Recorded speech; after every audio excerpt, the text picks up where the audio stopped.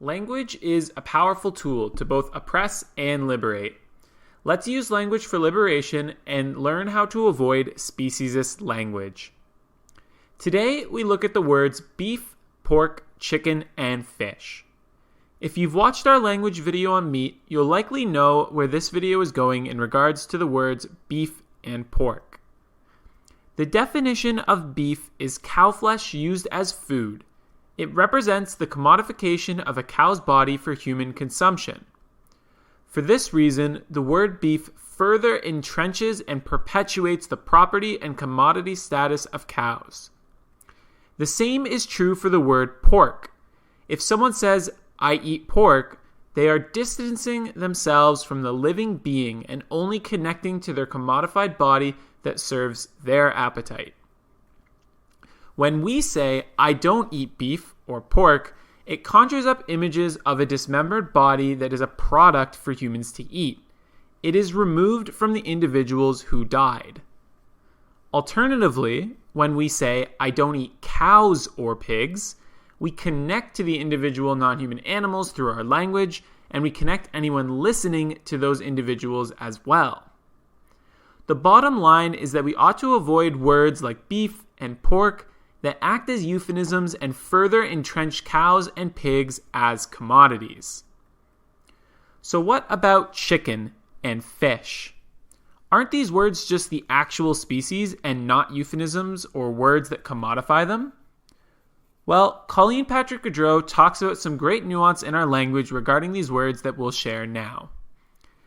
Ask someone, "Do you eat chicken?" They'll likely say, "Yes, I love chicken. Of course I eat chicken." What's powerful with our language is that we can ask the same question and just add one letter, and it changes everything about the perception of the question. Ask someone, "Do you eat chickens?" People will be a lot more hesitant when it's asked like this. "I don't eat chickens, I eat chicken." What's happening psychologically is when we ask, "Do you eat chicken?" they are picturing the dismembered flesh served as a meal. But when we ask, "Do you eat chickens?" they picture the living individual animals. And this can cause some serious hesitation and thinking in their mind as your language has forced them to connect with the individuals that in reality they are eating. If you really want to see this linguistic trick in action, Google chicken. The results will be image after image of dismembered bodies with no individuals in sight. Then try Googling chickens. The results will be image after image of living beings. Note this same pluralization works for fish, turkey, duck, among other animals. Do you eat turkeys, fishes, and ducks? Advocacy through a question just by changing a single letter can be so powerful as we bring the individuals back into our conversations. Final tips for linguistic advocacy before we wrap up. Adding a possessive S in our language is another subtle and effective way to bring non-human animals back into the conversation.